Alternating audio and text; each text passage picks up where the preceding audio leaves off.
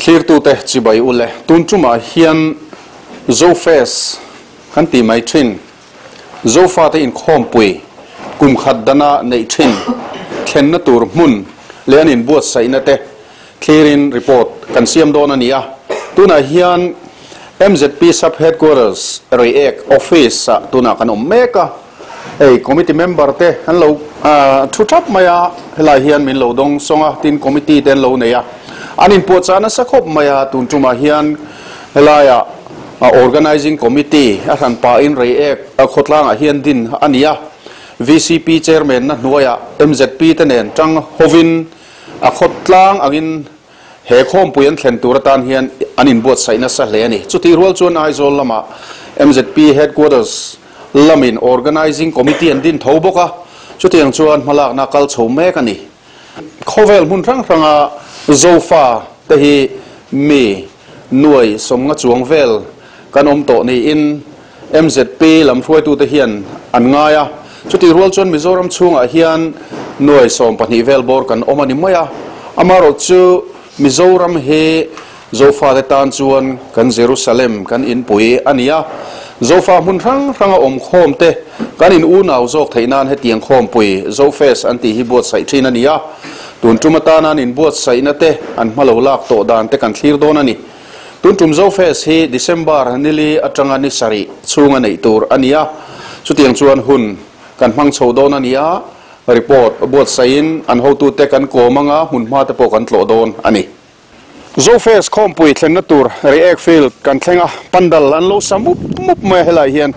ti chuan hei pandal chak chia kong pui ko pang tilai lung ti rek ruk thin kha na satakin ti hian an lo chei moi to ni hei hi Mizoram dini react video le react VC te tang hovina an chei moi ania lung rem moi em mai ta hian oma baka hei tilai hian simena zut mam bang moi tak mai a hian hei ram tha picture nal em mai an lo ziak boka hei hi moi em mai mi ta la thlak pui tu po anga khop mai tun lai chuan nga khep takan rot mai ni tilai hian an ri deu khep reng mai ni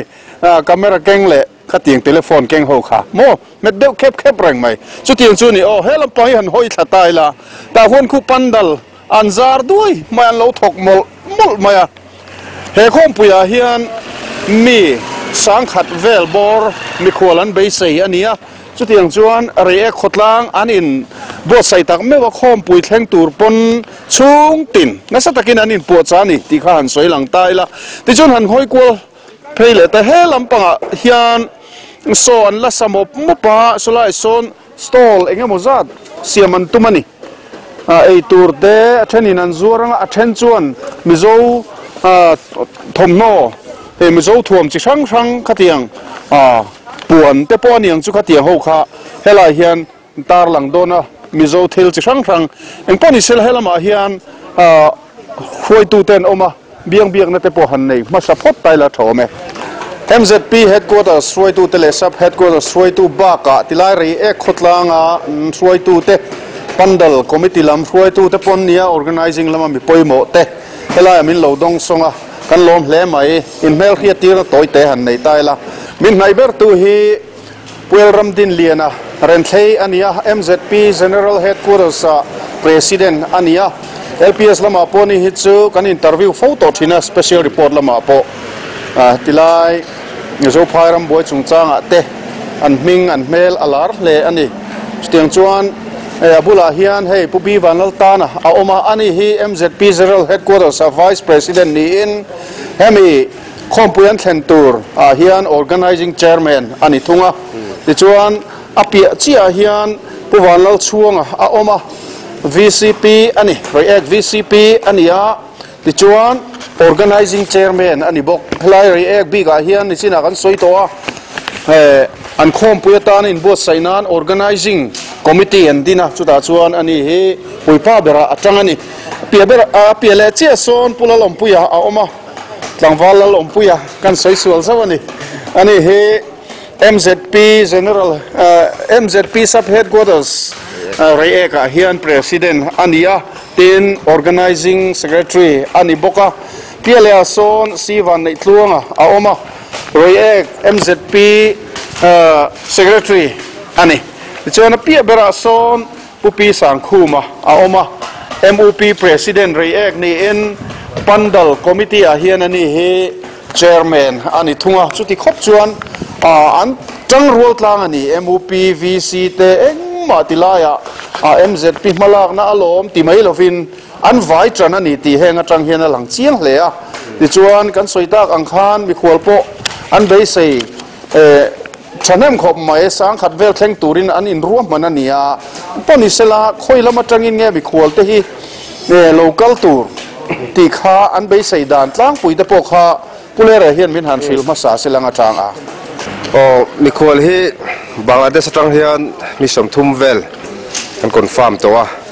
chuan Manipur atang hian mi za som sari vel Tripura tangin mi za som ni vel Burma tangin mi zabor vel kan bei se ya chuan Arunachal tangin kan unaw te mi som ni panga Assam tangin mi som nga bor vel kan bei se ya Mizoram chung mi ten chuan tun tin hmuna hian mi khwal hi sang khat atanga sang khat za borvel hi lo thleng tura kan ngai chu report kan don dan ani ani chuanin khang mi khwal local tour state pon lama mi te ten Burma lam thlengin Bangladesh lam thleng pon ni ta khang atanga ron kal tur kha an kal lam ho lam te an lo thlen an ei le in ti vela kha in tum sak donem kan lo ti dan thin ania kan tum sak vek dona anan kalman te anei le in te anan thlen na jong te kan tum sak dona a hau tak ve thin khop mai amaro chu hau tak rualin kan nam hian kan in sui khom hi ma mo sia kan ti lo thei si lo wa a hau tak chungin mi thanem ngai te puina zara kan han ti sam dona an eng kima kha tum vek kan tum ani in hun man dan tur tlang puya khai soi thayem soi thayem nili jana polai lom khom kan lenga chuan ninga function pangai chonu choma function pangai kan lenga chonu a seminar in sui khom chungchanga seminar kan lenga kan chibil kan nam unaw phang tenen chuan jana program pangai kan nei lenga chuan ni rukha cultural day turania cultural day hian miss ZoFest te kan thlang dona kan chipeng unaw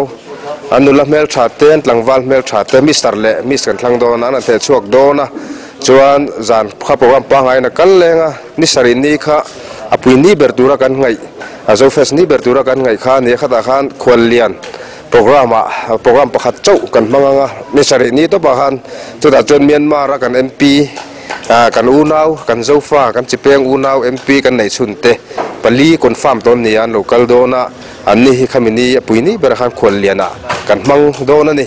chu kan man dan tu tlang puinia chuan ni sari jana triakang ZoFest si engtik hun live el tang khan ngein lo man tran ZoFest si han soibul do hlek kan du chu hei MZP chu kan dana hian a omta kan constitution kan pol thil tu ma hian a oma zofa te kan in sui khom theina na malak le kan luachin ram hi engtika moni engtika mo chuan kan la nei le dang ti hi kan rin dan le kan dan bo mani angin mun sang hian zofa chi peng sang hi kan oma chumi chu state boundary ate international boundary ate kan lo om towa chuwang chu kan ril ru te lo dang lam towa kan om na huna zir ta kan ril ru te kan lo pu towa u nau kan ni ti po kan lo in se to mang lova kan mel te po lo dang lama kan tong te po lo dang lam towa chumi chu MZP chu na hria tin kan in sui kho mangaya u nau mel hai om reng hi thalo ve ti in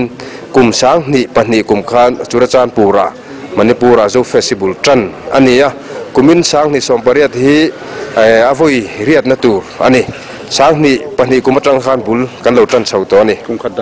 kum khadana zel kan manga avoi riat chu kan mang chho ve don der ta mai ti chon khom puya piangin man le na tur mun kha in ruat lok thinem mi kan ruat lok lova chuan general headquarter executive committee hian asiam rem chho ve mai zel tin khom puina mun hi mun sang kan han dia Tripura voi khat kan ti towa Manipura voi khat kan ti towa Assam voi khat kan ti to boka abak jong chu Mizoram chunga kan manga Myanmar ate poti kan handu khop maya amaro chu international boundary tena min dai dana wangin kan organize ang khana kal thelo thina chu wang chon anai bera zo khothara kan ti towa tun hi Mizoram ti huna Mizoram chunga ti huna kan nga ya re e ka hen kan ti ta ni Rex Tourist Center lampang te khi in tlo puyang em tlo pui do na re e klang te pokan tlo puyanga atula ni chon khuang chera puk te pokan lu pui do na wa ka hian tun tum chu ti dan te po handang de la kan ti ya hey traditional games hey mizo ke mani lu sei da chon kan nei da in buan te khatia ang tri mol som namina kai peng namina enge an manin games an nei infiam na an nei ang chi kha anan so vek thei tura kan nga ya information kan pe to zo fa chi peng sang sang kan games chi sang sang ka infiam na ka mizo infiam na kan tiang chi an nei ang kha nan so chok vek tura kan han nga ya ni chung chu khiti lampang em oh khiti lampang ani rukni cultural day tourist khimi sport lampang akian ni rukni ya cultural day han ti vek kan tu mani leng hun kan pe thunga ni chu mini chuan ani dak chu an let le lokila chu tiang ang khopa mi khol tam tham chu an kal lam holam an e le in engkim mai tin eng mo present te po khen pek kan ringa mi khol thadeu chin kha chu te ro kan nei ang chi chu kan pe vek dona a hau tak don hle mai nga ria budget hi engzat vel nge ni in tura hian in zone kan hanin chut hian noi somli te hi chuan zo thei tura kan hanin nga ya pathian hian zo fa te hi min sui kho mi adu khop mai hian kan han ria kan han rel popa pathian zara hian kan han nei vele ram zela tuna po hian floating ta kan nei thei turin kan in bo saya kan nei thei tura po kan ngai ani budget lama point phang to lo mo kan phang lo wa chu kan han nga ya aran kal mek po oma man kal le tu te po oma pathian hian min puina sa pathian puina zara kan nei ya lim takin kan mang thei tura kan ngai ni sum nei na tlang pui da kha han soi kan rem towe hei soi pa te pon ni ya NEC kan tia NEC hian min sponsor thina chuta chuan lawmawm khop maya Mizoram sarkar hian thei to pin min puya kan chief minister te le kan sarkar official te tin planning department lampang kan how to kan sarkar official lampang te min puina sa festival pa nga min puan saka wangin kan chief minister te malang na wangin festival pa nga min puanga wang khan NEC min sponsor theya chuwang chota lawmawm khop mai NEC hian achan kan budget chan ve hi minan tum thei do na ni mi mal thanem ngai ten om ve thove mi mal anga minan puite an oma tin sponsorship te po kan han la sponsorship a hian kan hu ve nuala hey department sang te tin apex bank atang te pon kan han huwa tun chuma hian kumin hi sponsorship hi boithla khop maya in than kumani wang hen chol deu thup maya amaro chu pathian na to lo lang tam taka oma min khong ai tun oma chuwang chon an ni zara khan kan ti thei tura kan ngai ni ole in than avot athak to nu si vot sir ma in helai huna hian zofa hun ranga om ten festival ro puizet mai kan nei don ti na ania khom pui ro pui tak mai zofa hun ranga om te hi kan thanem ve hle mai ni china kan soita kan khan Mizoram chunga hi chun tlem te jok kan om ania rampon lama foreign ram kan then om Bangladesh te tin Myanmar kan tia te lem hun ranga tam tak zo na thak hian omani chung ho te chuan ri ruin potlang taka kanin u naw na kan von thar le hi thil poimo takan ye he khom pui hi apoimo dan adang lam hle ni ti khan soi taila December nilia tanga nianga ti chuan ni sari thleng o don ani puwan lal chuanga react VCP ania organizing chairman ani kan ti to kha ti chuan khotlang anga man lak nate chiata chak oma anh Inbuatsaihna sa mi khol thleng tur ten engtin nge ni Inbuatsaihna ZoFest kan thlen don hianin organizing committee din tur khanin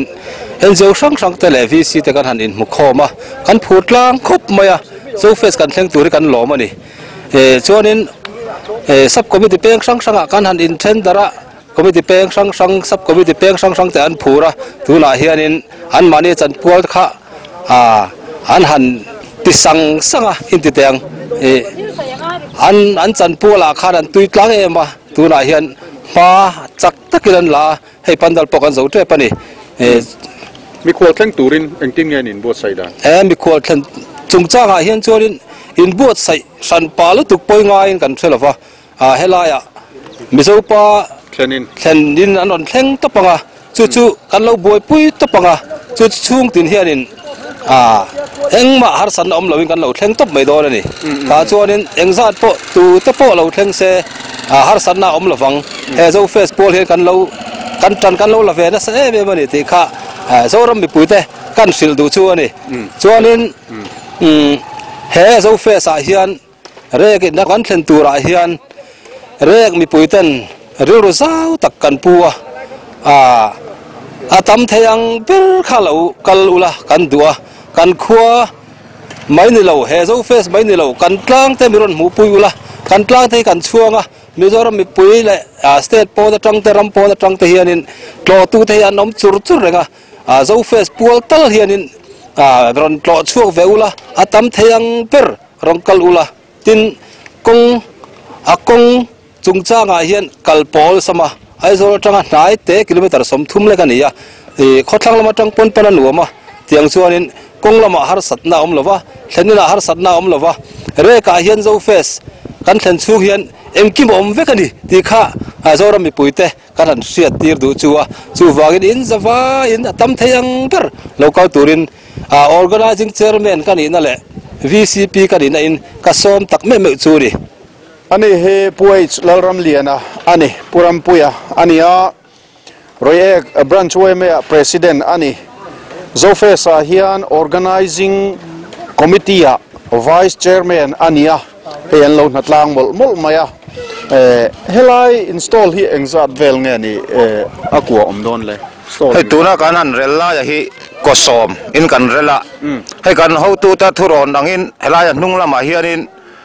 hatiang vel bok hi lo siam le torin thuron mi ron pe a chu siam le kan la tum me kan ni helai kal tlang thei lai kal tlang thei turin helai hi akobokanga tena kotlang bokanga chu tiang tu chang ani le zun in thir na ti vel te po in las zun in hi helai sir vel kan siam kwal dona tin helai public toilet hi aman thei bokanga helai hall toilet hi man thei don boka tin achung lama khuan toilet enga moza kan nei hall chu khuan chu official deuh tan bik kanan ruam han chin chu nia khotlang in phur hle ni mo kan phur khop mai hei natlang nen kan bei deuh mu bu reng ani cái này abik takin helai muna omte hi reception lam boi pui tu ta kan nia chu van chuanin tun ZoFest sang ni song pariat lo om tura hianin zoram pon atang local tele zoram chungami zong te reek organizing board mingin kan lo lom tak zet chuwa tin khom pui hi ron sim ngai tur poin kan som tak zet chuwa reek tlang le chevel te hi hei mizoram a chuanin kan tlang neih hlut le moi mi tena an hu chak em reng ania chungte engemawa lamhu phachia lo rem chan lo na wanga lakal chia lo te po kan lo manga chung ho te ta na chan thatak chu ni ti sia in tun ZoFest lo om tur kar le mai lo om tur hi ron mang theu turin le rem chang ron mang theu turin zoram mi puite le rampon lammi kan mi zo puite kan mi zo na thak pui zong te kan som tak meu cheu ni upi sang khuma ania ani he reek MUP president ania tin pandal committee hian chairman hani boka ni tin ti hian nadang thok lek loin an fe chuak tlut mai ni nala tam khop mai kapuang tika tangin nge hei hin han din chho tan le pandal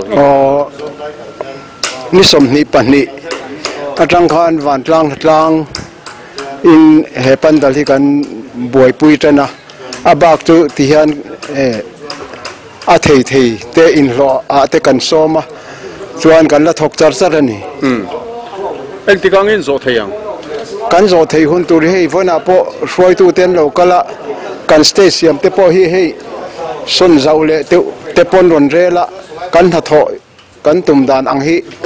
kan lo ruam man dan a jon kan la du rei mai om mai kan te amaro chu tun inrin ni a hian khotlang in he pandal he ZoFest kan thlen tur chung chang thu hen helai vela hian khotlang natlang kan kova chung ni a te chuan zo thei tura kan hanin ngai akan an be sei chuan ya amaro chu Hemi upper structure ka railway kan zo hian kan zo ani mai don lova heng achunga te ceiling te decoration ho te nol bur vele thunganga chuan hemi hi decoration subcommittee in man lak thena turin in rin ni vela hian chuan kan zo thei mai te kan an be sei dewa chu kan malak da chuan ya tin atha hi tha zale som thum vel kan seng to a tin sum lampo hi cheng lofa kan la nei cheng sing khale sang ruk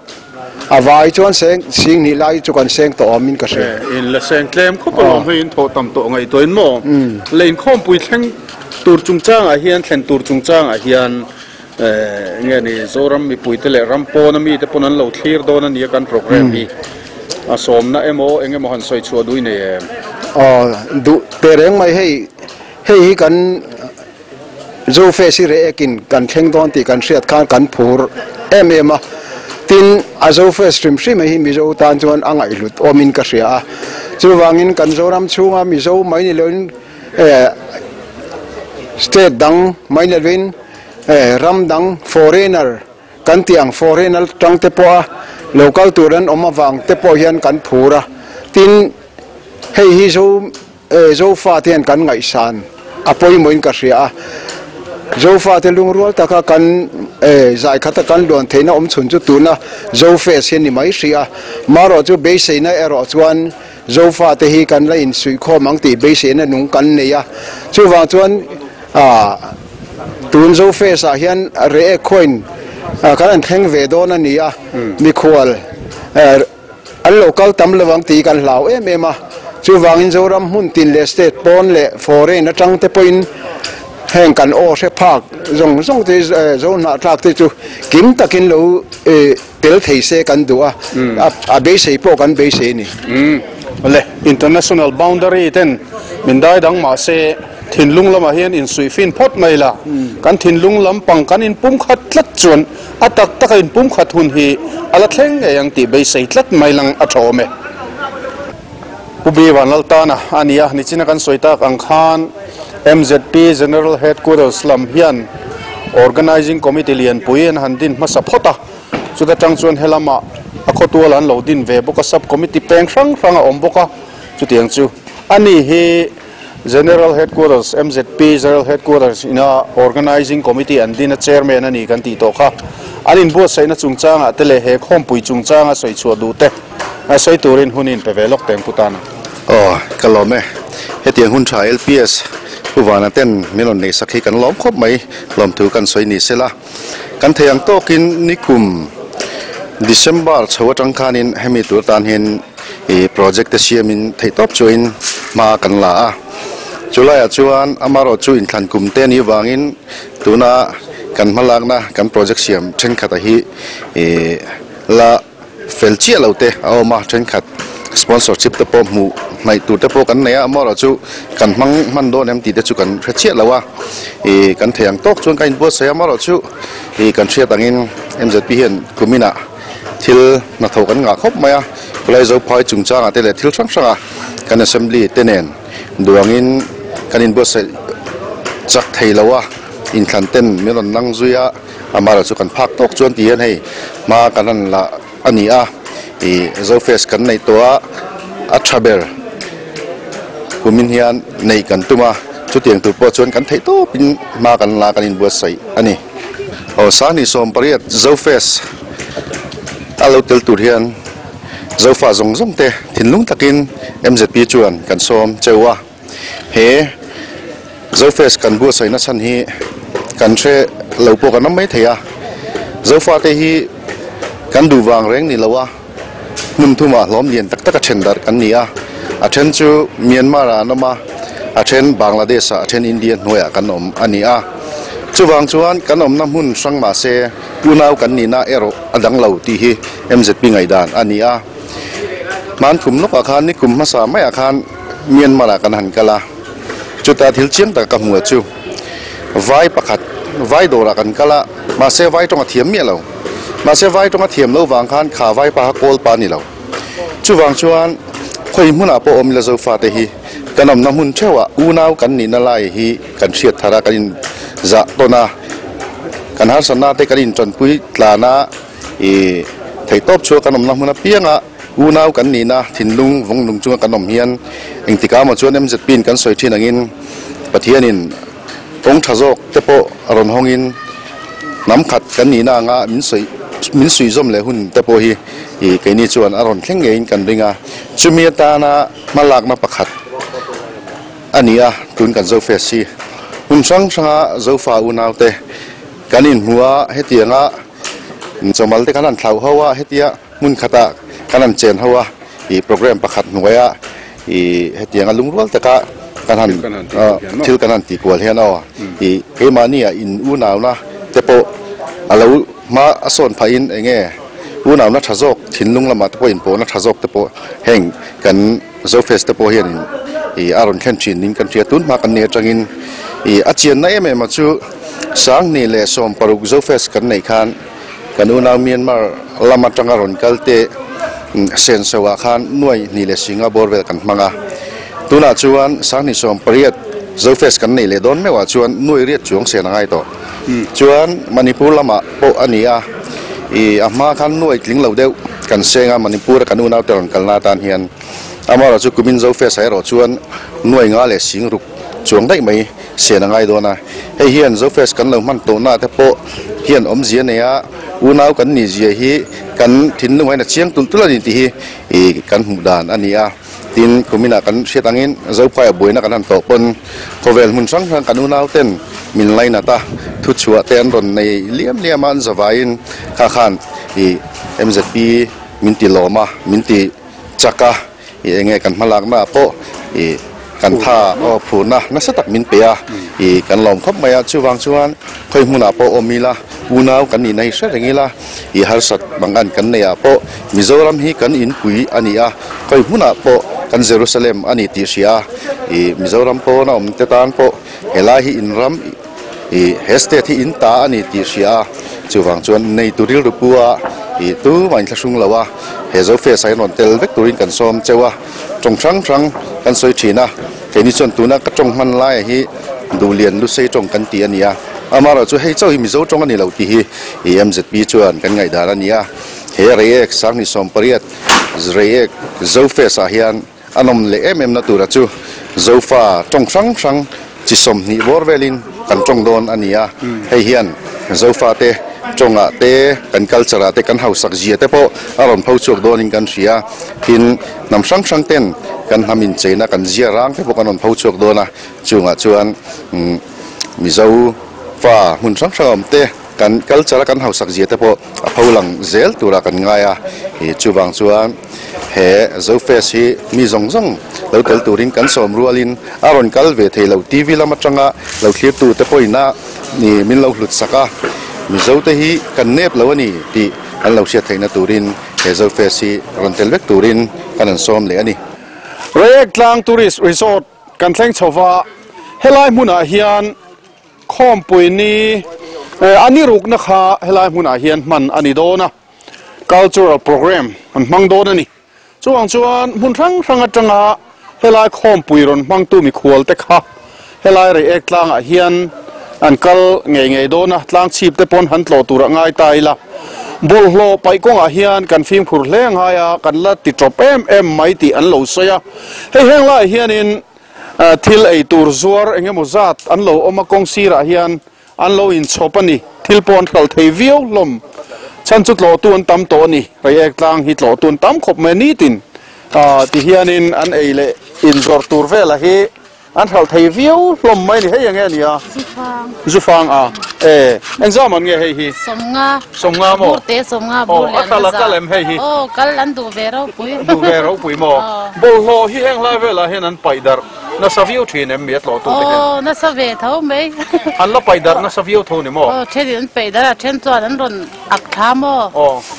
รอนอักทางนั้นจางให้เราขัดตำโซกันนี่โมตำโซนี่อะไรอินชาร์เดวมอลไม่ทีเนี่ยมีบุลโลฮีแห่งลาเฮชาร์เดวมอลไม่เจเลยเดียกันหัวโดนเฮียกันหันเทียนไฟเลยเวลโมฮัลทำเฟขัดฮัลทำเฟกันฮัลบากเฮียนเฮลายถกโซควาติกาแฟเตีย thọc khâu thế son thì han ăn chara mình đây nắn bảy tia lệ thì nó mò bồi sa tắm tắc ăn xe ngân đi con mò hian bol lo han hon mấy khan ti lo ni mo khing lan chu hon mấy xe la polythene liền điệu thế mà hay polythene ba ngày đây rồn keng xe la i ăn mà ni ấy nặng thế cái chú hồn lệ mấy xe la mò chú đủ thứ sản thì nghiền nặng anh đi chú lo tu te hian in ti lai lo tu te hian bol lo ti hian an la pai dar mai ti an soi thlat mai poi khop mai ma ni khan ni kan han lo special report te kan han siama kha khan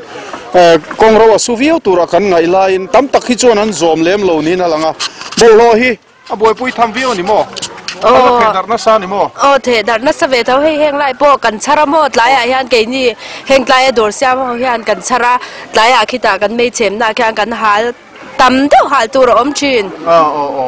ti chuan in nge ni garbage bag te hi zuar te lula va thom ve khuta khan ge ta khan mo garbage bag kan lo pe a chu ta chuan a then chuan in an pai topa an khung ngai lo garbage bag kha an pai topa bol po khung chuang lavin a chang chuan an pai topa mo a then chuan an khunga a khung chu tlem zo kan nyang helai hian bol ho chungchang ka han soile lok na chan chu ni December ni li atanga ni sari inkara khom pui re e gina thleng don ZoFest chuta chuan helai hian program ro pui tak cultural program nei ani don ni ruknia ti chuan chu mai ni lovin chu mi ma pon aniang mi khwal lo thleng tana an tlong nge tur chu re ek tlang hi ni bol ho taka kan lo da chuan amoi don lo ani za thak don ani rampo na kan zo na thla u nau te ni ma sela an ni kha mi khol chan chang tur an nia fai hi ziranga ani kan fai lo chuan kan chang kang thei lawang mi che top an chang kang ngai lo wani nam che top nam chang kang an om ngai lo chu wangin thil thatin reng nei thei mai la kan bal tlat si chuan mi chang kang a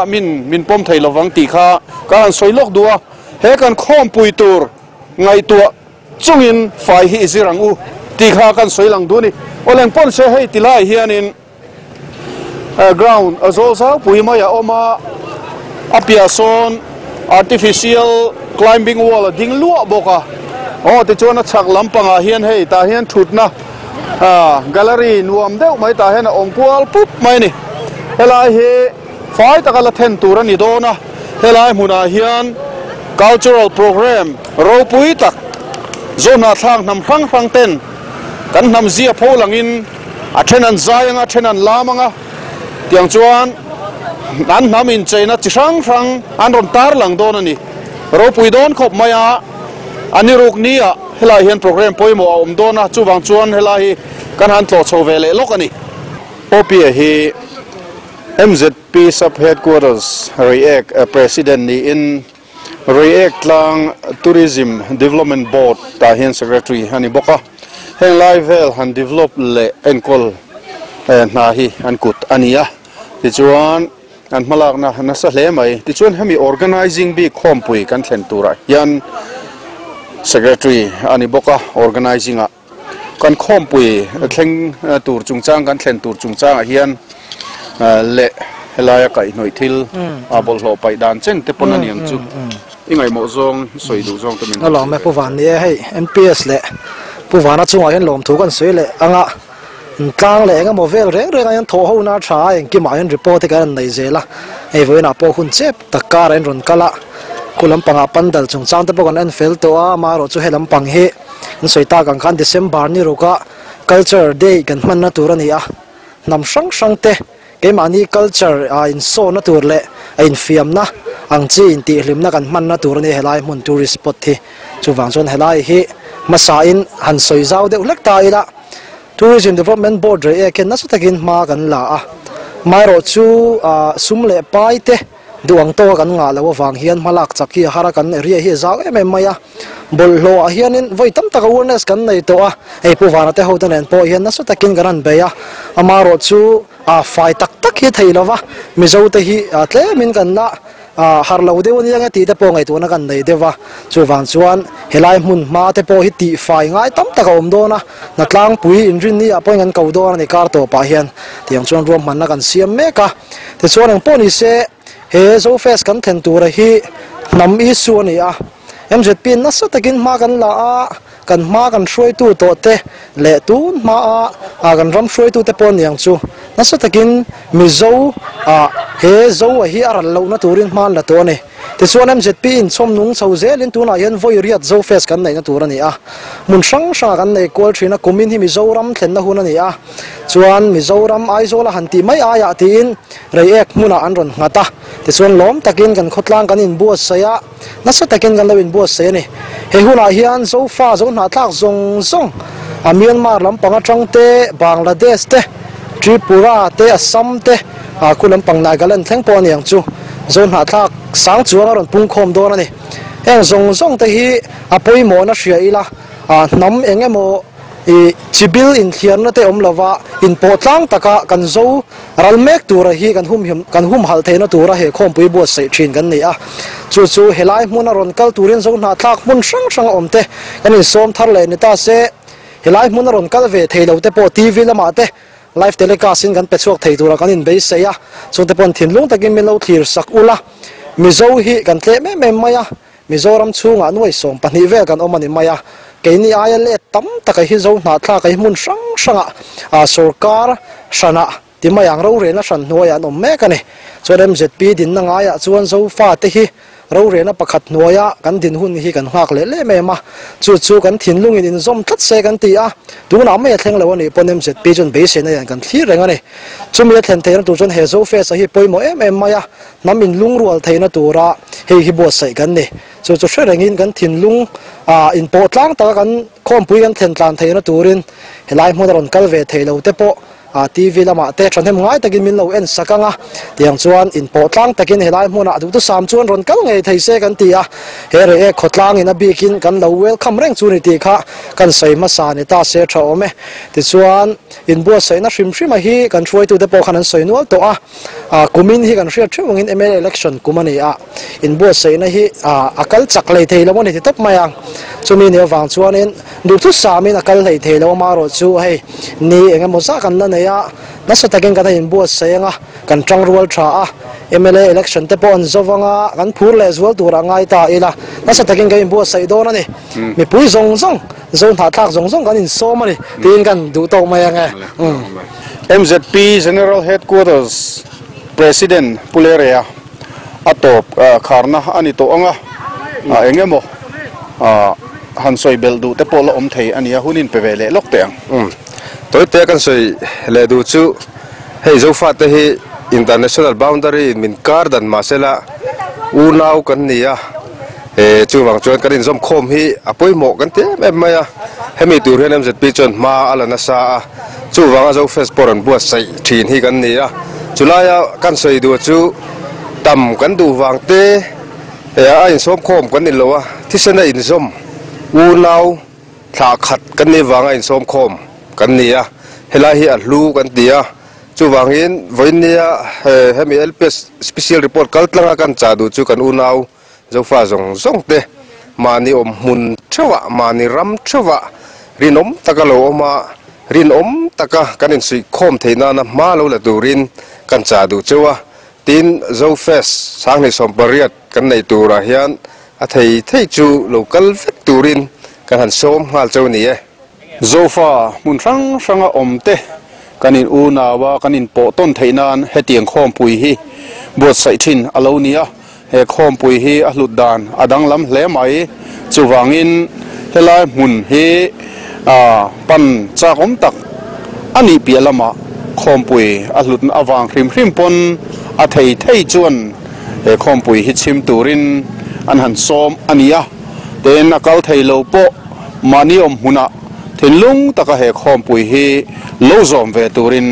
an som bok ani ole khati chin kha tun tum LPS special report kan ron tarlan thei chu nile phot mai te se